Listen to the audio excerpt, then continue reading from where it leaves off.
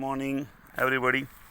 હું અત્યારે શૈલેન્દ્રસિંહના ખેતર પર છું, બેડજ ગામે। આજથી 10 દિવસ પહેલાં આ વિડીયો બનાવ્યો હતો, જેમાં એક મૃતપ્રાય અવસ્થામાં કોઈ છોડ હતો, જેમાં આપણું એલિકોન પ્રોફેસર નાખેલું તમે જોઈ શકો। અહીંયા કૂપળનો વિકાસ, નવી કૂપળો ફૂટી છે 10 જ દિવસમાં। હજુ પણ બીજી જગ્યાએ તમને બતાવી શકું છું કે નાનકડી કૂપળો ફૂટી છે। આ ખાતરની તાકાત જ એટલી છે કે કોઈ ના નહીં પાડી શકે કે ખાતરથી વિકાસ નથી। તમે જો આ એક કૂપળ અહીંયા છે, એક અહીંયા છે કૂપળ નવી, તમે જોઈ શકો છો। એ જ રીતે અહીંયા સૌથી ઉપર નવી કૂપળ ફૂટી છે।